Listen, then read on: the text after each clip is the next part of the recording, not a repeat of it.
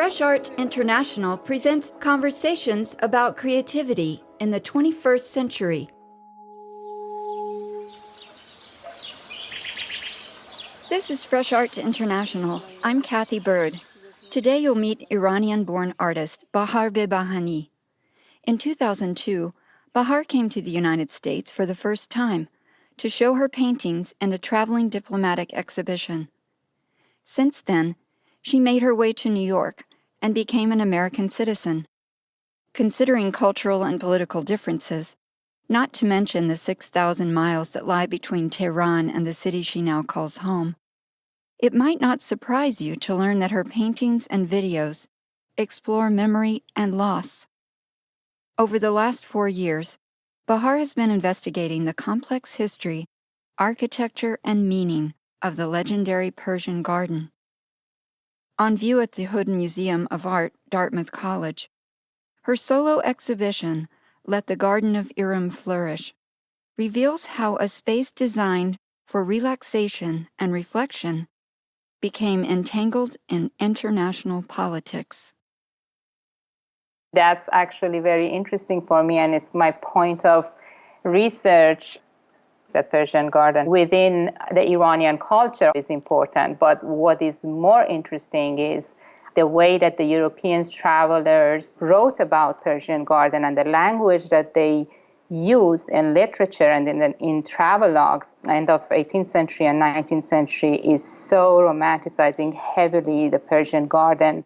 One description that I've read is enclosing walls, rectangular pools, an interior network of canals and garden pavilions, lush plantings, and this rational grid that belies the sensuality of the plants themselves and the water. That's the interior space of the gardens. You said it so beautifully. And it's, of course, like the very main structure is what I described, and what you described is through the centuries it evolved.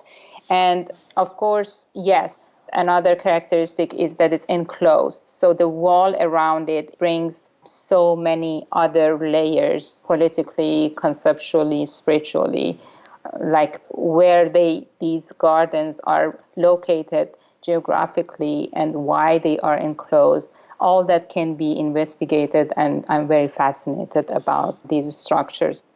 It's a privileged space, correct? I mean, it's not like everyone would have a Persian garden in their backyard. Absolutely. During the history, you can see that how evolved from a privileged private place evolved to being like a public place, or the place for the demonstration and for the protest. So the Persian garden holds a metaphoric and symbolic place in the minds of an entire culture. So it's part of the culture. You talk with it. It's like the poetry of your life. We've got the metaphor, we've got the imaginary, we've got the spiritual and the poetry. What about the politics of the garden? Locally, it's been a political subject as well as internationally. Through my research, I found so many brutal happenings in Iranian history that is intertwined with gardens or around the gardens. So the garden has its own political intrigue. You've described the gardens also as a meditation on colonialism. It's very interesting for me that the language that it came to the literature when the Europeans first traveled to Persia in the end of 18th century and early 19th century. And it was like the beginning of Orientalism. In your research, you made an important discovery about a scholar that you'd studied in college. So many scholars and archaeologists that went to the Middle East and to Iran as well. It's not surprising that we know that part of their work was like gathering information. This is not a new story that you learn. But when I was researching about one of these scholars, Donald Newton Wilbur, who was American and was the scholar that we were learning from him and his books about Persian architecture and Islamic architecture, and specifically his passion was on Persian gardens. And he's got this book, Persian Gardens and Pavilions, that it's been with me for years when I was in college and then after.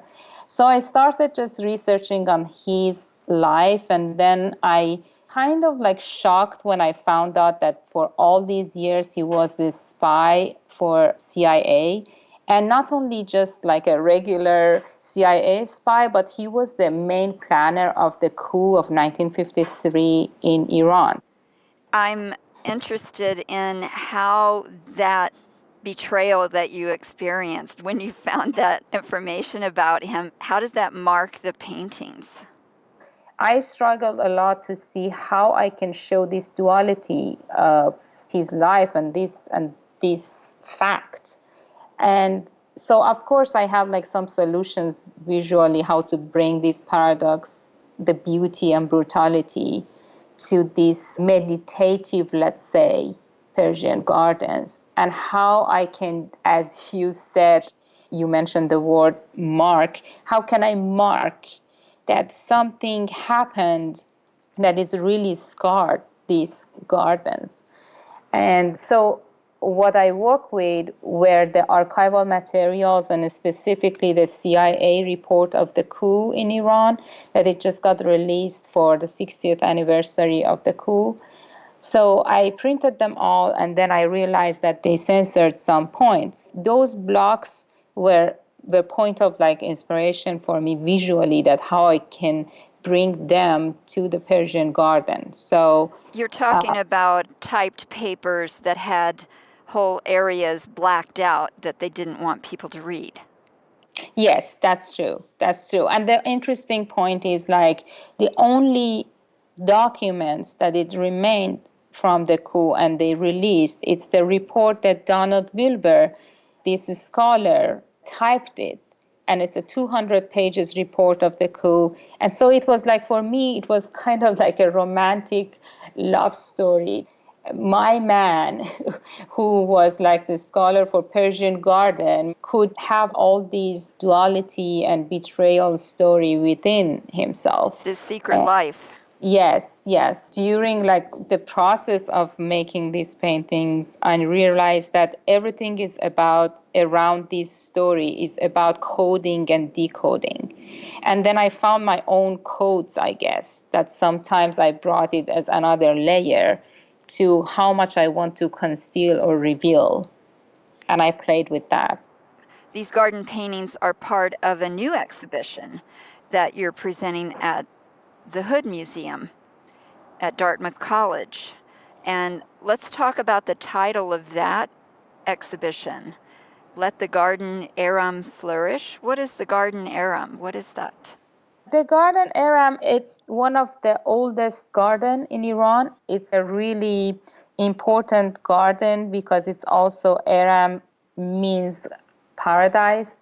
And this garden has been like very significant for Iranians through centuries. Again, in this exhibition, you're looking at the blurred space, the liminal space between personal and shared history. And you created this work when you were in residence near the World Trade Center.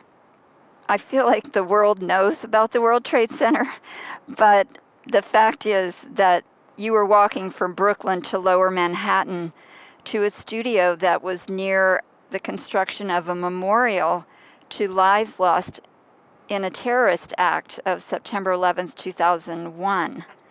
That destroyed the World Trade Center towers on the island of Manhattan in New York City. The place where your studio sat was in a tower. During like these daily walks that I do from Brooklyn to Manhattan to my studio, I have time to contemplate all these things. And specifically when I get to that area, the first thing that is really like still visible and it's kind of like heavy, it's the concept of loss. And I'm very familiar with that feeling. One set of paintings that's in the exhibition is described as depicting a hybrid space, and that space that you were moving through to get to your studio, and that experience of that sense of loss and new urban geography that's being created around you. And I was reading that you considered that the experience of just walking through that urban landscape reminded you of the immigrant experience and that search for a sense of place. That's absolutely true. And it's also at some point during this ritual of walking in that landscape that you described, I realized that there is no border, because when you go through this universal emotion, you see that there is no differences anymore. And then I could just witness people that they're going around the reflective pools. That reminded me that the Persian pools within the gardens. That soothing power of flowing water. Then I started to examine that form. And the form just became so abstract and so minimal. And it came to my paintings more and more. You've described that in the time you spent in your studio in Lower Manhattan, that the studio itself became your Persian garden. Yeah, sometimes because I work very large paintings. Sometimes I work on like 5, 6 paintings all together, like at the same time. So you can't find me when you come to the studio. Now that you're no longer in that studio space, where do you hope to find your next garden? And that we will see, where the universe brings its garden to me. This is Fresh Arts International. I'm Kathy Bird. Today's podcast episode features artist Bahar Behbahani. Born in the Islamic Republic of Iran, Bahar now calls New York home. Her solo exhibition in the Hood Museum of Art at Dartmouth College reveals the contemporary relevance of Persia's historic Garden of Iram. You see, Bahar discovered a tangle of poetry and politics, and layers of memory and loss stretching far beyond the walls of that legendary refuge.